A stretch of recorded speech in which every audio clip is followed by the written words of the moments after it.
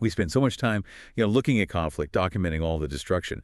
But what about afterwards? Once the immediate violence stops, what happens? What is that huge, difficult process? The rebuilding, the recovery, what does that actually look like? Yeah, that's the crucial shift, isn't it? Moving from just surviving to actively restoring things. That's resilience, really. Yeah. And our sources today, they focus entirely on that proactive part. They move right past the initial tragedy to look at the tangible act of rebuilding. Exactly. And that's our mission in this deep dive. Hmm. Give you a clear, quick understanding. How are Nigerian Christian communities doing this? What's the spirit behind their recovery efforts? The whole theme is life after the flames, and we really want to understand the blueprint they're using, not just for buildings, but for lives. And what's really striking right away is how these sources deliberately skip over retelling the conflict itself. They just zero right in on the actions, what's being done now. So it's not really a study of the destruction. It's a detailed look at the restoration process. Okay, so when communities face that kind of massive destruction, resources are always tight. Always. That means tough choices, clear priorities. So when they start rebuilding, what's the immediate focus? Is it just about the spiritual side, the churches? Or is it, wider than that? Well, it's clear from the material we looked at. The headline might be something like Rebuilding Churches and Hope in Nigeria, Right. right? But the actual strategy on the ground, it's much more comprehensive. It's not just about patching up church roofs. The leaders, they clearly recognized that recovery needed to be strategic, Holistic recovery. That sounds like they're tackling multiple essential things at the same time. Yeah. So what specific things, what structures are getting that immediate focus, that investment? Right. Yeah, we see three specific areas pop up again and again in the sources. They're interlocked.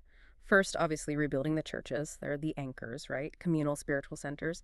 But then, straight away, it branches out to schools. They know rebuilding the future means kids need places to learn, functional spaces. And third, they're restoring the broader community infrastructure. The things that support everyday life, social connections, maybe even some economic activity. Okay, that's actually a really critical insight for anyone trying to understand this quickly. It shows this long-term strategic thinking. You can't just restore faith in a vacuum. You need the practical stuff, too. Places to learn, the basic framework for life. It's like they understand. Destroying a building is one thing, but rebuilding a whole social network, that's the real challenge. And they're tackling both parts. Exactly. That commitment to invest equally in all three spiritual, educational, and social infrastructure all at once, that really defines how complete this resilience effort is. It's an investment in the entire ecosystem of the community. Right. So once they start making progress, turning rubble back into buildings, Yeah. that success needs to be shared, communicated, especially if you want people to quickly grasp what's happening. Documentation is key. Proof, scale. How are they showing this progress? How do they, visually demonstrate the results? The way they document it is also very focused, very direct for clarity and impact. The sources talk a lot about using this one really effective visual technique, before and after photos, specifically of the destroyed churches and then the rebuilt ones. The side-by-side comparison. Yeah, that cuts right through everything, doesn't it? You instantly see the scale of the damage, but then more importantly, you see the scale of the achievement, the victory. It makes all that hard work undeniable. It's clear evidence of resilience without being overwhelming. Absolutely. Those visuals, they just immediately communicate the scope of what they faced, what was lost, but then right next to it, bam, undeniable progress, what's been achieved. It visually frames the whole story, doesn't it? Not as victimhood, but as determined achievement. It asserts their capacity to recover.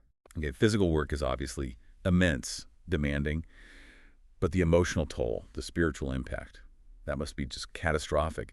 So what's driving this? What's the engine behind this incredible endurance year after year? Where do the sources say the spirit comes from? The motivation for this huge undertaking? Well, this is where the documentation shifts gears a bit. It moves from just the logistical proof, the photos, to expressing the spiritual side. The sources really emphasize including these powerful emotional elements. Specifically, they talk about using local worship music and very personal, heartfelt testimonies of faith. Ah, okay. So the resilience story isn't just told through blueprints and budgets. It's being interpreted and shared through their own cultural forms. Music, personal stories. That's how they rally people and capture the spirit. Precisely. And it's not just happening by chance, It's a very deliberate choice in how they frame the narrative. The sources actually mention an explicit instruction, make the documentation uplifting and inspirational despite the tragedy.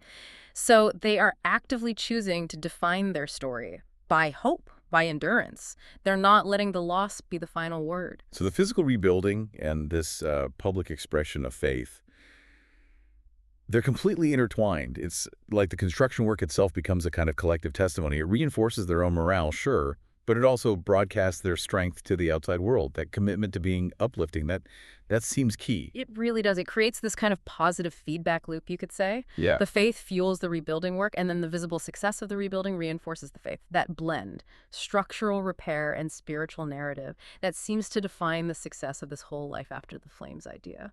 Okay, so let's pull it all together then. The blueprint we're seeing in these sources. Nigerian Christian resilience seems defined by, first, this three-part physical recovery. Holistic. Restoring churches, yes, but also schools. And that basic community infrastructure, the essentials. But crucially, this tangible rebuilding is powered by something else. It's fueled by this very visible, very audible spirit of faith and hope. And that spirit is documented, shared. That's it. The efficiency of the rebuilding, yes, but coupled with that deep commitment to shaping their own story, their own narrative of hope. That's the core strategy we see. Right. So here's a final thought for you, our listener, to maybe chew on based just on what we've discussed from the sources. If the main way they're telling this recovery story involves inspirational worship music, powerful personal testimonies, what does that really tell you about the role that narrative, that cultural expression plays in making life after the flames a success? Think about it. Is the storytelling just reporting on the resilience? Or is the narrative itself, saturated as it is with faith and hope, actually an essential, active part of the rebuilding? Maybe the story is the strength, something to consider.